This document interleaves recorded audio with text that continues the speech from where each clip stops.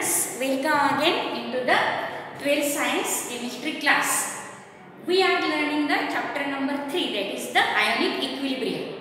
Now into that we learn that is the solubility product and how the expression of solubility product is given for different types of salts.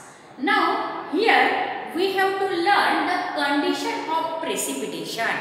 That means when the solution becomes supersaturated and when there is the precipitation starts in that solution, what will be the conditions for that? Now you know very well the saturated solution. That means the solution in which if we add the salt, it gets dissolved. But one time comes when the salts, some of the amount of the salts remains as it is into that solution. That solution is called as the supersaturated solution. Saturated solution. But the supersaturated solution is that from which, that of the saturated solution, in which there is the maximum amount of the salts which does not get dissolved, remains as it is, and there is the precipitation of the salts will be there. That solution is called as the supersaturated solution. Now there are mainly three conditions for the of the precipitation, if the precipitation is occur or not occur. But first let us learn what is the ionic product. Now ionic product, as the name suggests, it is the product of ions of the salt as that of the KSP. But only condition is that the ionic product is the product of the ions raised by the suitable power, but it is not always at equilibrium. The ionic product is the product of the ions raised by the suitable power at any condition or at any situation. It may be equilibrium, or it may be initial, starting, or it may be final condition. Now such product of the ions raised by the suitable power is called as the ionic product. Let us learn more about the ionic product. Now here is the ionic product. Ionic product is denoted by IP, ionic product of an electrolyte. Ionic product of an electrolyte is defined same as solubility product. Is defined same as solubility product, KSP, as the definition of solubility product. Same definition for the ionic product. But the only difference is that the ionic product expression contains concentration of ions under any condition. So what is the difference between the KSP and ionic product? The only difference is that the ionic product expression contains concentration of ions under any condition, whereas expression of KSP contains only equilibrium concentration. That means KSP is given only when there is equilibrium. So KSP is the product of the ions raised by the suitable power at equilibrium condition, but ionic product is the product of the ions raised by suitable power at any condition. Now this is the only difference between the IP and KSP, that is the ionic product and solubility product. Now there are three conditions. Of precipitation. Now what is the first condition? IP, that is the ionic product, is equal to solubility product, KSP. If there is such condition, ionic product is equal to KSP, then the solution becomes saturated. The solution is saturated at that time and solubility equilibrium is exists. When ionic product is equal to solubility product, then the solution is saturated at that time and solubility equilibrium is there. There is the existence of the equilibrium, that is the solubility equilibrium, when IP is equal to Ksp. Now this is the first condition, and the solution is saturated and there is always equilibrium is exist. Now this is the first condition, and there is not occurrence of the precipitation. Now what is the second condition? Let us learn, see on the blackboard. Now if if ionic product is greater than solubility product, if ionic product is greater than solubility product, IP is greater than Ksp, then the solution is super saturated. That means ionic product is more than the solubility product, and the solution becomes then super saturated, and hence precipitation of the compound is occur at that time. There is the occurrence of the precipitation if the solution is super saturated, and when the solution is super saturated, when ionic product is greater than the solubility product. Now the product of the ions is greater than the solubility product. Now the third condition is that if the ionic product is less than solubility product, then what happens? The solution is unsaturated. There is no saturation. Solubility product is more because an ionic product is less. So if ionic product is less than the solubility product, the solution is unsaturated and precipitation will not occur there also. There is no formation of precipitation. So precipitation is only formed when ionic product is greater than the solubility product and the solution is super saturated. At that time there is the precipitation of that site. Now let us learn some problems on this topic. Now this is the problem number 3.11. What is given in this problem? A solution is prepared by mixing. A solution is prepared by mixing equal volumes of which type of volumes? 0.1 molar magnesium chloride and 0.3 molar sodium oxalate. When these solution magnesium chloride and sodium oxalate mix in an equal volume, there is formation of solution at 293 Kelvin, and that solution there is formation of magnesium oxalate precipitation in that solution. There is the formation of magnesium oxalate precipitate. So what they ask? A solution is prepared by mixing volumes of 0.1 molar magnesium chloride and 0.3 molar sodium oxalate at 293 Kelvin. Would magnesium oxalate precipitate out or not? They ask us. And again what they ask? Ksp of magnesium oxalate at 293 Kelvin is 8.56 into 10 raised to minus 5. Now this is given.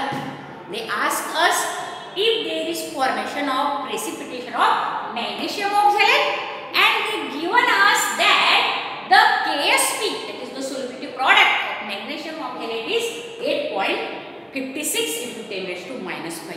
And the two different solutions are given, of that the 0.1 molar magnesium chloride and 0.3 molar sodium oxalate. They mix together at 293 Kelvin, and would there is the formation of precipitation of magnesium oxalate? They ask us.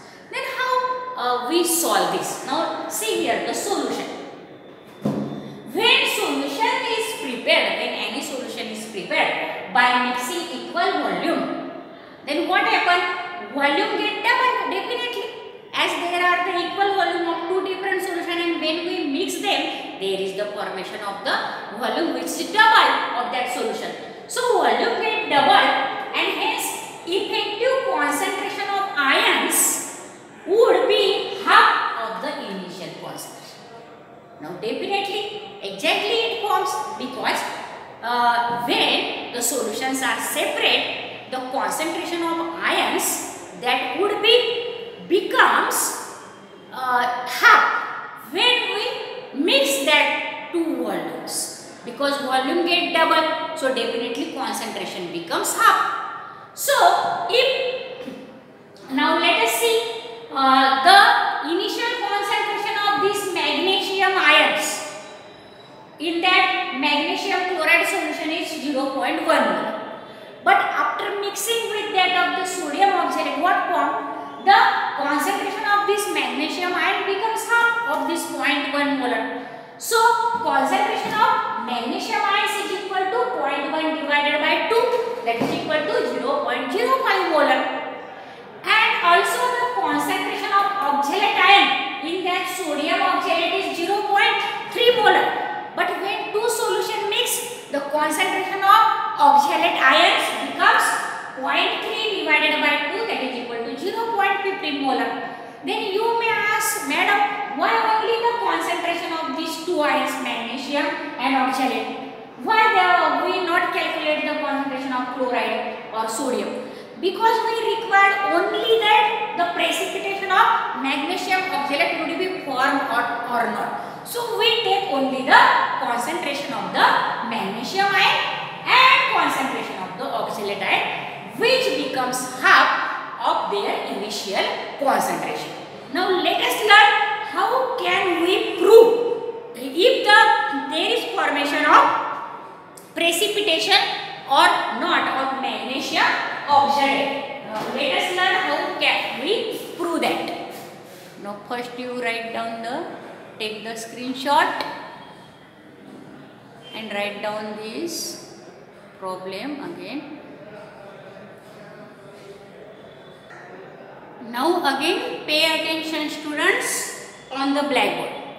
Now the ions would react to form the sparingly soluble salt, that is the Mg2C2O4 magnesium oxalate in accordance with the reaction.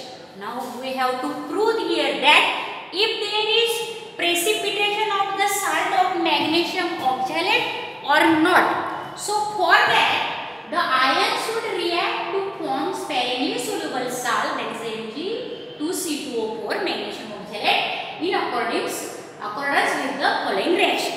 Now how the magnesium oxalate salt is formed? When magnesium ion reacts with the oxalate ions, then there is the formation of this magnesium oxalate. Now the ionic product in the solution is given by, how the ionic product is given? Mg2 plus into C2O4 2 minus concentration of magnesium ion into concentration of oxalate ion is equal to, now this concentration we already calculated. As the volume becomes double, concentration becomes half. So the half concentration of this Mg2 plus is 0.05 and half concentration of this C2O4 2 minus, which is 0.3 molar, first that becomes 0.50. Now on multiplication of these two concentrations of the ions, we obtain the ionic product at 0.0075. Now if we want this point to go here, because we obtain the answer always after the one digit there is the decimal point. So if we are going to 3 digits, that is here forward, and therefore it becomes 7.5 into 10 raised to minus 3. Now this is the value of ionic product, 7.5 into 10 raised to minus 3. And what is the value of KSP is given in the numerical or problem? The KSP value is 8.56 into 10 raised to minus 5. Now this KSP is less than the ionic product. Ionic product is greater than the solubility product. And as this is the second condition, when ionic product is greater than solubility product, there is the supersaturated solution and there is occurrence of the precipitation. That means there is formation of precipitation of this salt, or this salt would be precipitated, and therefore ionic product IP is greater than the solubility product, precipitation will occur there.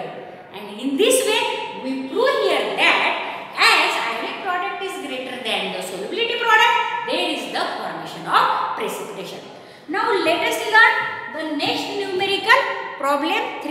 0.12. Now see this problem on the blackboard. What is given in this problem? The solubility product of AgBr, that is the silver bromide, is 5.2 into 10 raised to minus 13 is given. Calculate its solubility in mole per decimeter cube and grams per decimeter. They ask us to calculate the solubility in moles per decimeter cube also and in grams per decimeter cube also, and they given us the solubility product of AgBr is given, that is 5.2 into 10 raised to minus 13, and from that we have to calculate the solubility in moles per liter and in grams per liter. Again, what is given? Molar mass of AgBr is given, that is 187.8 grams per mole. Why we require the molar mass here? To calculate the solubility in grams per mole, we require the molar mass, because the solubility in moles per liter, when multiplied by this molar mass, we directly obtain the solubility in grams per liter. Now let us solve this problem. Solution. The solubility equilibrium of AgBr is given as AgBr solid gives Ag plus aqueous plus Br minus aqueous. As there are only 1 ions of silver and bromide, therefore X is equal to 1 and Y is equal to 1. Now what is the formula to calculate the KSP, or what is the relationship between the solubility product and solubility? We know that relationship. We proved that KSP is equal to X raised to X into Y raised to Y into S raised to X plus Y. So on substituting the value of X and Y, here KSP is equal to 1 raised to 1 into 1 raised to 1 into S raised to 1 plus 1. So here KSP is equal to, now this 1 raised to 1 into 1 raised to 1 becomes 1 and S raised to 2. Now this is the relationship for the salt AgBr we obtain for solubility and solubility constant. Now the value of KSP is already given, so we have to calculate this S. So if S squared is equal to KSP, then S is equal to under root of KSP. So S is equal to under root of KSP, because here we want only the S, not S square. So for S, take the root of KSP value. Now what is the value of KSP? 5.2 into 10 raised to minus 13, that is given here. So on substituting here this value in the under root, but minus 13 we cannot take outside, because we have the this value must be in the even number. So if we give this point to here, it becomes 10 raised to minus 14. Now therefore under root of 52, this point comes here, into 10 raised to minus 14 will be formed. Now 10 raised to minus 14 when comes out of the square root, it becomes 10 raised to minus 7. Therefore this S is equal to root 15 into 10 raised to minus 7. Now you can directly see the value of root 52 into the log table. If you cannot see in this way, you just take the log of 52, divide it by 2 and then see the antilog. Now that value becomes here 7.2 into 10 raised to minus 7, that is the under root of 52 is 7.2. Now this is the mole per decimeter cube, this is the molar solubility. This is the molar solubility. This is molar solubility because it is the value in moles per decimeter. If we want to calculate the solubility in grams per decimeter cube, what we have to do? Only just multiply this molar solubility by the molar mass. So on multiplication of this molar solubility, 7.2 into 10 raised to minus 7 into 178.8 grams per mole, we obtain the solubility in grams per decimeter cube, that is 1.35 into 10 raised to minus 4 grams per decimeter cube. Now this is about the numericals which we learned, that is the problem 3.11 and 3.12 students. If you understand this video very well, these problems and which are the conditions for precipitation of the salt, then you must like, subscribe and share this video so that the other students also get the benefit, and they also get the advantage to write down the problem or to solve the problem in the examination, and also to write down the conditions for the precipitation. So thank you for watching this video. Now here you can take the screenshot of this blackboard writing, students, and write down your notes in a beautiful handwriting. Now thank you for watching this video. Thank you very much.